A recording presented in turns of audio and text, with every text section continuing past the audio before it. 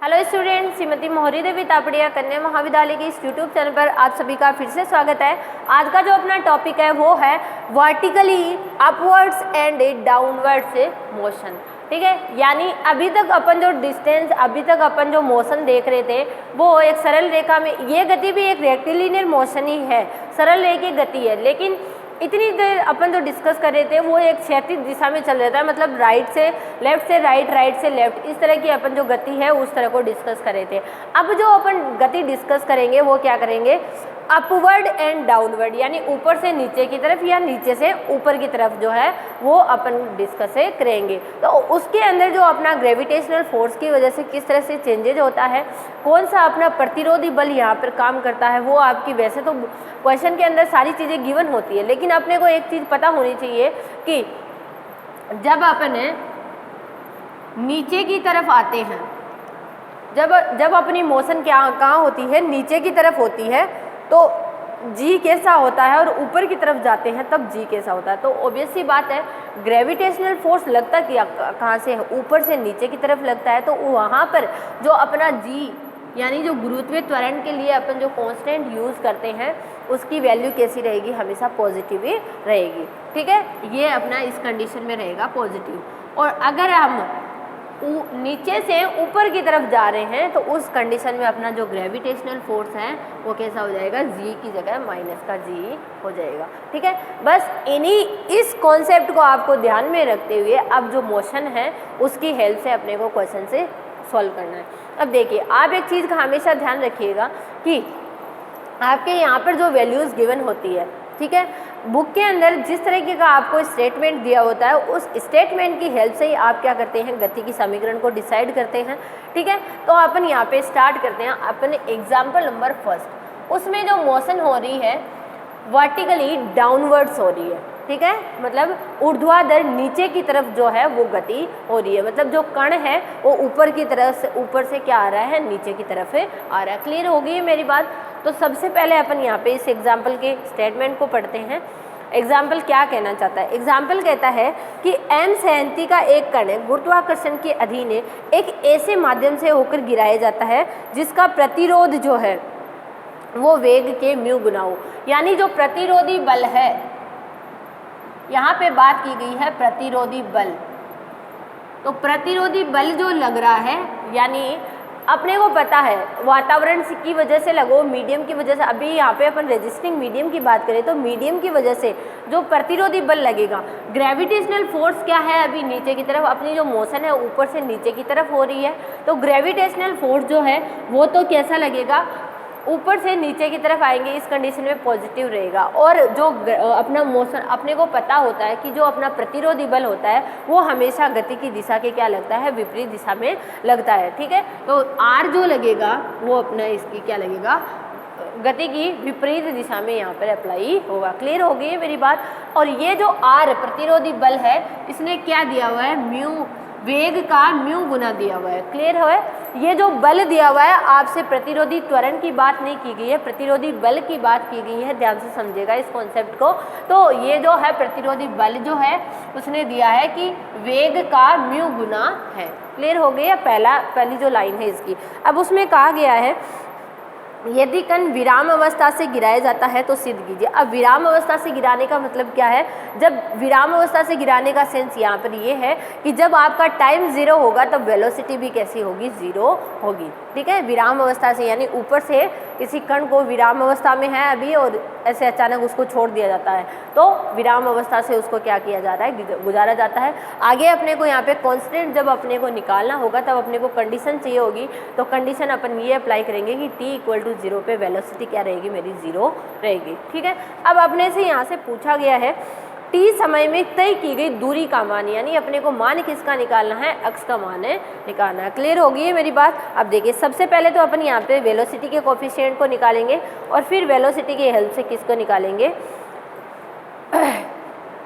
ये जो इक्वेशन है अपने टाइम साथ में लेके चलना है अपने को, क्योंकि यहाँ पे जो अपना फाइनल आंसर दिख रहा है उसमें टी के कोफिशिएंट्स अपने को वहाँ पर दिख रहे हैं, तो अपन टी की फॉर्म में इसको लेके चलते हैं। तो सबसे पहले तो मैं लिखती हूँ यहाँ पे गति की समीकरण, यानी इसमें जो गति होगी उसकी समीकरण किस तरह से अपन डिसाइड कर सकते हैं।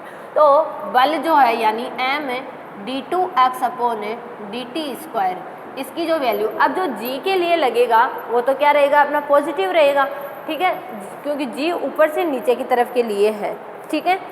तो मैं यहाँ पे लिख देती हूँ, ये जो फोर्स होगा ये तो होगा mg, ठीक है, और ये वाला जो फोर्स है ये अपोजिट डायरेक्शन में लगता है तो यहाँ पे आएगा म्यू v। क्लियर हो गई है मेरी बात। अब देखिए इसको थोड़ा सा सॉल्व करते हैं अपन।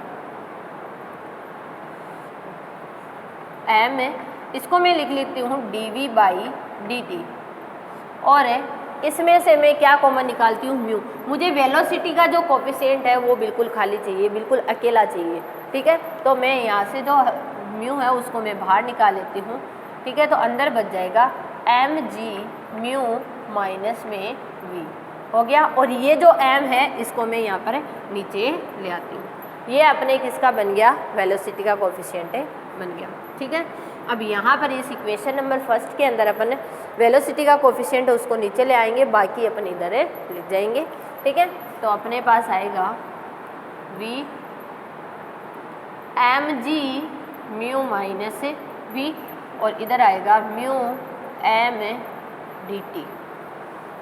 ये बात सभी को समझ आ गई होगी। मैंने सिर्फ क्या किया है, वेरिएबल का सेपरेशन किया है, ठीक है, सेपरेशन ऑफ वेरिएबल किया है। अब आप इसको, अब इसका क्या करवा देंगे अपन, समाकलन करवा देंगे। तो समाकलन करवाते हैं, क्या मिलता है देखिए। तो इधर लिख देते हैं समाकलन करने पर, समाकलन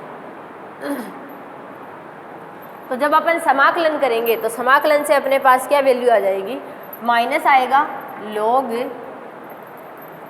mg mu upon mu minus v equal mu m t plus constant लिख लेते हैं c, ठीक है।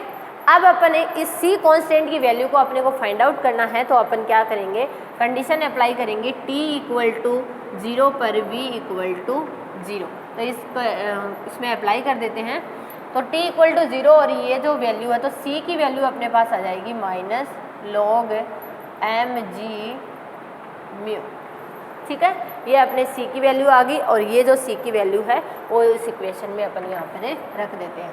तो देखिए अपने पास समीकरण क्या बन जाएगी, समीकरण बन जाएगी माइनस के log, तो ये यहाँ पर है ही mg mu minus v equal mu m t minus log mg mu. इतना सभी को मेरे हिसाब से क्लियर हो गया होगा। सिर्फ कंडीशन अप्लाई करके मैंने कांस्टेंट की जो वैल्यू है उसको यहाँ पर फाइंड आउट किया है, ठीक है। अब अपन किसकी वैल्यू निकालेंगे, इनकी हेल्प से अपन वैल्यू निकालेंगे v की वैल्यू चाहिए। तो देखिए v की वैल्यू कैसे निकाल सकते हैं। v की वैल्यू निकालने के लिए सबसे पहले तो अपन करते हैं यहाँ पे क्योंकि v की वैल्यू निकालेंगे तभी अपन क्या निकाल पाएंगे, कोफिशिएंट जो है अपन x की फॉर्म में यहाँ पर फाइंड आउट कर सकेंगे। तो देखिए ये जो वैल्यू है इसको इधर ले आते हैं, या इसको उधर ले जाते हैं, इसको इधर ले आते हैं। म्यू m t इक्वल अपने पास log में वैल्यू बनेगी mg mu minus v upon में mg म्यू, ठीक है। ये अपने पास में वैल्यू बन गई है, ठीक है। अब अपन क्या कर देते हैं, log हटा देते हैं, तो ये वाली वैल्यू तो बन जाएगी इसमें कांस्टेंट में, और ये वाली जो वैल्यू होगी ये आ जाएगी mg mu minus v upon mg mu, ठीक है। अब इसका mg अपॉन जो म्यू है इसको अपन दोनों पार्ट में क्या कर देते हैं, डिवाइड कर देते हैं। थोड़ा सा इसको अपन सॉल्व कर लेते हैं, सॉल्व करके फिर अपन आंसर को निकालते हैं। तो देखिए अपने पास क्या बना आंसर, आंसर बनेगा ये तो वैल्यू इधर तो एज इट इज रहेगी, और इधर बन जाएगा 1 माइनस म्यू ऊपर चला जाएगा v के साथ और नीचे रह जाएगा mg। अब अपने को मान निकालना है v का, तो मैं v वाले पार्ट इधर माइनस का तो मैं इधर ले आती हूँ और बाकी पार्ट को उधर ले जाती हूँ। तो अपने पास mu upon M G V equal में 1 माइनस ई की पावर म्यू टी अपॉन में एम हो गया। अब अपने को v की वैल्यू यहाँ से मिल जाएगी M G upon mu 1 minus E की power minus mu T upon में एम। ये अपने पास यहाँ पर फाइंड आउट हो गया। अब v को अपन क्या लिख सकते हैं, dx बाई डी टी, तो dx को मैंने इधर लिख लिया और dt को मैं इधर ले गया। अब क्या करवा देंगे, इसका समाकलन करवा देंगे और समाकलन करवा के अपन x की वैल्यू को फाइंड आउट करेंगे। तो समाकलन से देखिए x की वैल्यू अपने पास क्या फाइंड आउट होगी, तो समाकलन करेंगे और समाकलन से अपने पास x की जो वैल्यू है तो देखिए क्या फाइंड आउट होती है, t की रेस्पेक्ट में करना है अपने को, तो लिख देते हैं यहाँ पे, इधर आ जाएगा x, इधर आ जाएगा एम जी म्यू, तो बार कांस्टेंट है, अंदर आ जाएगा t माइनस माइनस माइनस हो जाएगा प्लस, ये जो वैल्यू होगी ये अपॉन में आएगी तो होगा एम ऊपर चला जाएगा और म्यू नीचे और e की power minus mu T upon में एम और प्लस में सी कांस्टेंट। क्लियर हो गई यहाँ तक।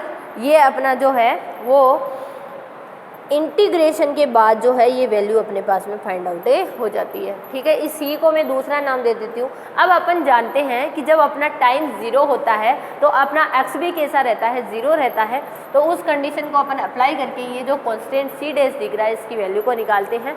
तो t इक्वल टू 0 पर x इक्वल टू 0, तो x इक्वल टू 0 रख दो और t इक्वल टू 0 रख दो, तो एम जी म्यू और इधर है 0 रख दिया और यहाँ पर बनेगा m अपॉन में म्यू प्लस में सी डैश। तो यहाँ से अपने पास सी डैश की जो वैल्यू है वो कुछ फाइंड आउट हो जाएगी। देखिए क्या फाइंड आउट होती है,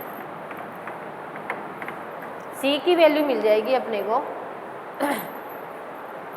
सॉरी सी डैश की, ये जो टर्म है ये तो 0 है, इन दोनों का मल्टीप्लाई होके ये उधर जाएगा यानी माइनस में आएगा M square G upon mu square, और ये जो वैल्यू है ये उसको अपन वापस जो है वो इस पार्ट में रख देते हैं। तो अपने पास जो है वो x की वैल्यू जो अपने को चाहिए वो यहाँ पर फाइंड आउट हो जाएगी। देखिए कैसे, उसको फिर थोड़ा सा मॉडिफाई कर लेते हैं तो अपना आंसर बन जाएगा।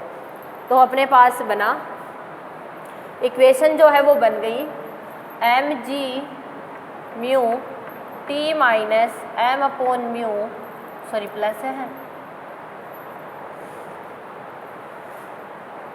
एम अपॉन म्यू ई की power minus mu T by M plus plus में नहीं है ये हो जाएगी माइनस में एम स्क्वायर जी अपॉन में म्यू स्क्वायर। ये यहाँ तक जो है वो अपन ने सिर्फ मान रख के इसकी वैल्यू को निकाल दिया। अब जो कॉमन है उसको कॉमन निकाल लेते हैं